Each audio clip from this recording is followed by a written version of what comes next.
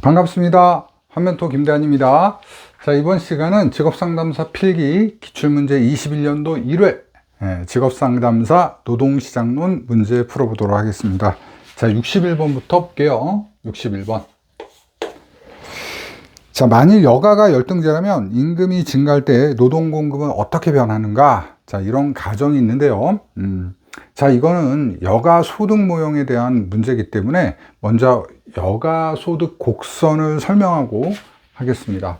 아주 이제 반복적으로 출제되는 문제죠. 반복적으로 출제되더라도 또 반복적으로 출제됩니다, 이게. 그러니까 중요한 거예요. 그래서 여러분 꼭 61번 문제는 한 문제 나온다고 생각하고 준비하시면 좋겠습니다. 자, 보통은 우리가 이제 그 노동시간이, 여기에 임금이고요. 여기에 노동시간인데, 소득이 늘어날수록 우린 노동량을 증가합니다. 그런데 어느 일정 기준이 됐을 때 내가 정말 만족할 수 있는 수준이죠. 그러니까 내가 벌 만큼 번 거예요. 그건 개인차가 다 달라요. 어떤 사람은 500만 원이고, 어떤 사람은 한 달에 1000만 원이고, 어떤 사람은 한 달에 1억이에요. 그러니까 다 다르죠. 근데 내가 벌 만큼 번 기점이 되면 그 기점을 이유로 어떻게 된다? 노동시간을 줄인다란 얘기예요. 그래서 이걸 후반굴절이라고 하죠. 후반굴절. 왜 그러죠? 왜 그러죠?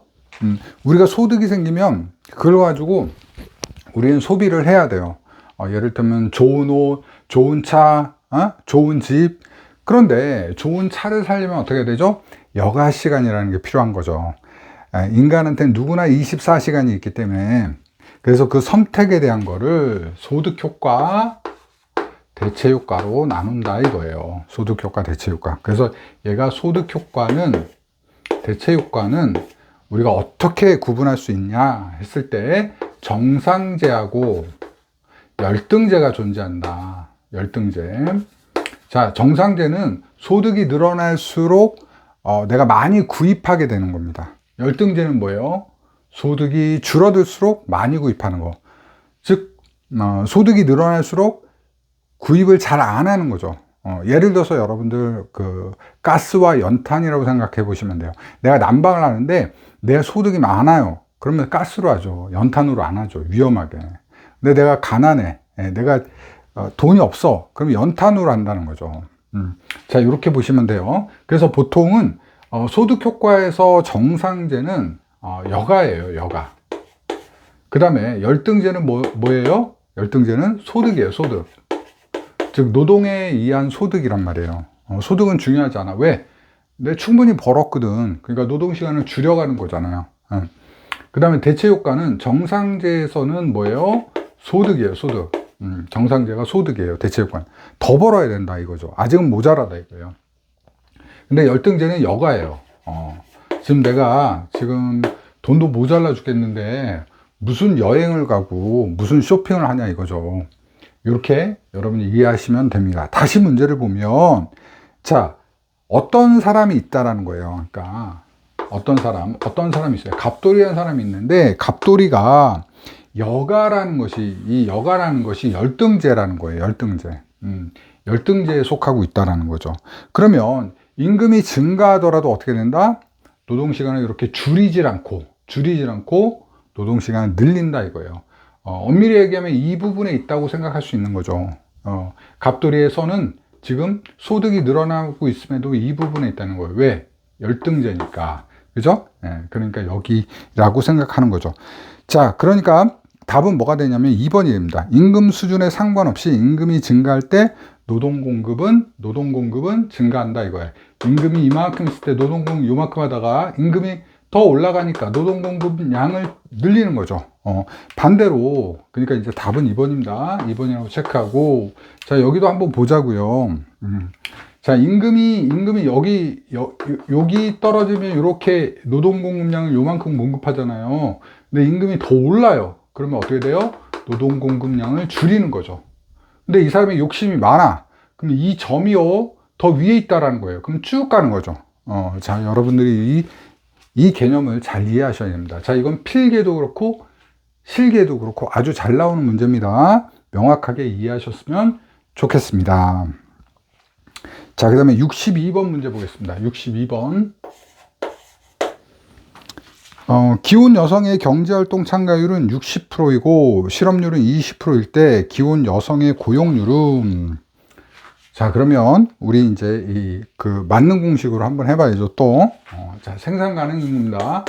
생산 가능 인구 15세 이상 인구죠. 생산 가능 인구는 경제활동을 하고 있는 경활 인구하고 비경활 인구로 나눠진다.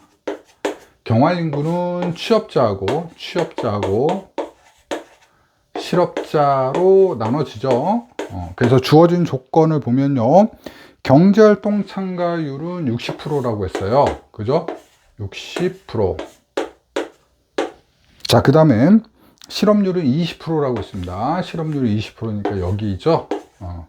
나머지 조건들을 구해서 여러분들 풀어보셔야겠죠. 그렇다고 한다면, 자, 생산 가능 인구는 뭐 어떤 수의 60%라고 하니까 쉽게 계산해서 여러분 우리가 100으로 잡아볼 수 있다는 거예요. 100. 그죠? 100의 60%니까 경제활동 인구는 60이겠네요. 그죠? 60의 20%니까 6, 더해서 20이죠. 20%니까 6이 12. 10이죠. 그러면 60에서 12를 빼면은 어떻게 돼요? 48이죠. 그죠? 48. 그러면, 우리 여기서 이제 묻고자 하는 것은 고용률이죠. 고용률은 뭐예요? 고용률은 취업자 수 나누기 생산 가능 인구죠. 그리고 곱하기 100을 하니까, 자, 100에 48이니까 얼마입니까? 얼마긴 얼마예요? 그냥 48%죠. 그죠? 그래서 이걸 공식으로 나타내면 어떻게 된다? 고용률은 취업자 수 나누기 뭐예요? 생산 가능 인구. 줄여서 쓸게요. 생가 인구 곱하기 100인 거죠. 그죠? 그래서 숫자 넣으면 돼요. 48 나누기 100 나누기 곱하기 100 하니까 결국에 답은 뭐예요? 48%가 되는 거죠. 48%니까 답은 2번이 되겠죠. 정말 쉬운 문제죠. 그죠? 자, 눈으로도 계산이 가능한 문제입니다, 여러분들. 자, 하지만 계산기는 꼭 가져갑시다. 우리 계산기는 꼭 가져가기로 약속해요. 자, 63번. 숙련 노동시장과 비숙련 노동시장이 완전히 단절돼 있을 때, 그러니까 분단돼 있는 거죠. 단절돼 있어요. 그러면 영향을 미쳐요, 안 미쳐요? 두 노동시장은 영향을 미치지 않습니다. 이럴 때 비숙련 외국인 근로자가 들어온다면 누가 가장 큰 피해를 입을까요? 당연히 국내 비숙련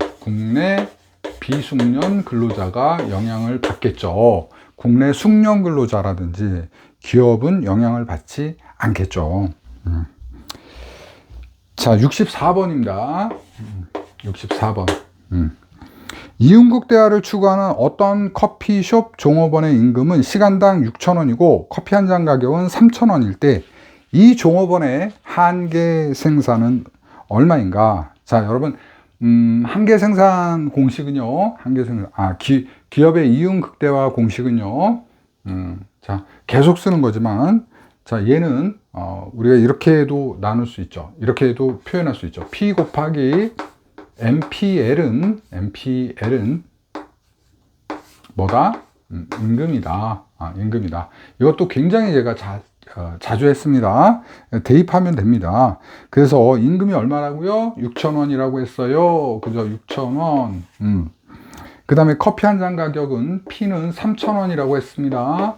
3,000원 곱하기, 여러분 여기 X라고 한다면 무얼 넣어야지 6,000원이 될까요? 당연히 X는 2가 되겠죠. 그죠? 그러니 커피 2잔이 답이 됩니다. 2번이 답이 되겠죠. 자, 65번 갑니다. 기업의 특수적 인적 자본 형성의 원인이 아닌 것은 자, 65번 특수적 인적 자본. 그러니까 특수적 인적 자본이라는 거 뭐예요? 그렇죠. 그 기업에서만 만들 수 있는 능력이라는 거죠. 그래서 기업 간의 차별화된 제품이라든지 생산 공정의 특유성, 생산 장비의 특유성, 특이함, 그런 것들이 되겠죠. 일반적인 직업 훈련은 아니겠죠. 일반적인 직업 훈련은 어디서든 배울 수 있는 거잖아요. 그러니 특수한 자본량, 인적 자본량이 만들어지지 않겠죠. 66번 갑니다. 임금이 하반경직적인 이유와 가장 거리가 먼 것은, 임금은, 한번 오른 임금은 어떠한 상황에 의해서도 임금이 떨어지지 않는다는 거예요. 어떤 경제 환경 속에서도 떨어지지 않는다는 거예요. 자, 요거 뭐였죠? 화재역에 사는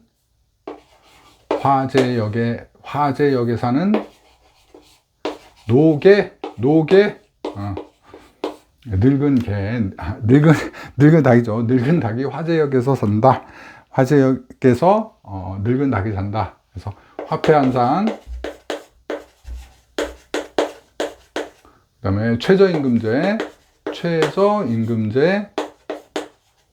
그 다음에 역선택, 근로자의 역선택, A, 일 안 해, 이거 받을 바엔, 그 다음에 자, 노동조합이에요. 노동조합인데 노동조합이 강력한 겁니다. 그 다음에 장기 근로계약 기간은 우리가 낮출 수 없잖아요. 그죠? 그러니까 답은 2번 물가의 지속적 상승인데, 사실 66번은 문제가 좀 있는 문제예요. 어떻게 보면, 우리가 확장해서 보면 물가의 상승도 사실 임금의 하반경직을 막는 겁니다. 막는 거지만 그냥 여기서 가장 영향이 적은 건 물가 상승이라고 좀 보셔야겠죠. 자, 중요한 거 뭐? 화재역에 늙은 닭이 사네. 화재역에 노개가 사네. 화재역에 노개가 사네. 자, 67번 보겠습니다. 67번. 내국인들이 취업하기를 기피하는 3D 직종에 대해 외국인 인력 수입 또는 불법 이민이 국내 내국인 노동시장에 미치는 영향으로 옳은 것은, 당연히 이것은 임금률과 고용이 낮아지겠죠. 답은 2번이 되겠죠. 그죠? 요거랑 연결되어 있는 겁니다. 그래서 자, 분단이라는 건 1차와 2차예요. 1차와 2차. 그러니까 1차 뭐예요? 대기업. 2차 뭐 비정규직, 이렇게 나눠진다는 거예요. 그러면 숙련공들, 비숙련공들. 그러니까 이 단절되어 있는 상태에서는 2차는 2차끼리 영향을 받는다라는 거예요. 그러니까 외국인 비숙련공이 오면 2차, 우리나라 비숙련공 노동자들한테 영향을 주게 된다 이거죠. 자, 68번 갑니다. 68번. 마찰적 실업을 해소하기 위한 정책이 아닌 것은, 자, 구인구직에 대한 전국 전산망의 연결. 마찰적 실업은 뭐가 원인이에요? 마찰은 정보예요. 정보가 문제예요. 정보가 제대로 유통이 되지 않는 거예요. 그러니까 1번 맞죠? 2번, 직업 안내와 직업 상담 등 직업 알선 기관에 의한 효과적인 알선. 이게 누구예요? 우리잖아, 우리. 그죠? 여기서 누가 일하는데, 직업 알선 기관에서 우리가 일하잖아요. 그죠? 그러니까 우리가 정보 알려준단 말이에요. 자, 이런 직종 나왔는데 아세요? 이런 일이 있어요. 이렇게 알려주는 거예요. 그 다음에 3번, 고용 실태 및 전망에 관한 정보 제공. 정보니까, 그죠? 자료 제공 정보니까. 4번, 노동자의 전직과 관련된 재훈련 실시. 이건 구조적 실업을 해소하기 위한 것이죠. 그죠? 답은 4번이 되겠죠. 자, 69번 봅니다. 다음은 어떤 숍 제도에 관한 설명인가? 기업이 노동자를 채용할 때는 노동조합에 가입하지 않은 노동자를 채용할 수 있지만, 일단 채용된 노동자는 일정 기간 내에 노동조합에 가입하여 또한 노동조합에서 탈퇴하거나 제명되는 경우 종업원 자격을 상실할 수 있도록 하는 제도는 뭐다? 유니온숍이다. 답은 4번입니다. 자, 70번 가겠습니다. 70번. 자, 시장경제를 채택하고 있는 국가의 노동시장에서 직종별 임금 격차가 존재하는 이유와 가장 거리가 먼 것은. 자, 2번, 직종에 따라 근로 환경의 차이가 존재하기 때문이다. 예, 맞죠, 이건. 그 다음에 직종에 따라 노동조합의 조직률 차이가 존재하기 때문이다. 예, 그러니까 노동조합이 있는 경우에는 임금 하락을 방어하고, 노동조합이 없는 경우에 임금 하락에 대해서 방어하기가 힘들죠. 그러니까 임금 격차가 생기는 거예요. 4번, 노동자들이 특정 직종에 대한 회피와 선호가 다르기 때문에 임금 차이가 생길 수 있다는 거죠. 1번 볼게요. 직종 간의 정보 흐름이 원활하다면 임금 격차가 생길 수가 없어요. 왜? 정보 흐름이 원활하니까 뭐예요? 야, 저 일은 돈 많이 준대 라는 정보가 빨리 얻게 되면 나도 가서 그 일을 하면 되겠죠. 그죠? 근데 직종 간의 정보 흐름이 원활하지 않기 때문에 어떻다? 그렇죠. 우리가 꿀 빤다고 하잖아요. 꿀직장에 대한 정보를 아는 사람들만 가서 일을 하는 거고, 그죠? 그러지 못한 직장은 또 정보를 잘 모르는 사람들이 가서 일을 한다라는 것이죠. 이렇게 나눠볼 수 있는 것이죠. 자, 그래서 이번 시간은 70번 문제까지 풀어봤습니다. 잠깐 쉬었다가요, 나머지 문제 71번부터 또 풀어보도록 하겠습니다. 이따 뵙겠습니다.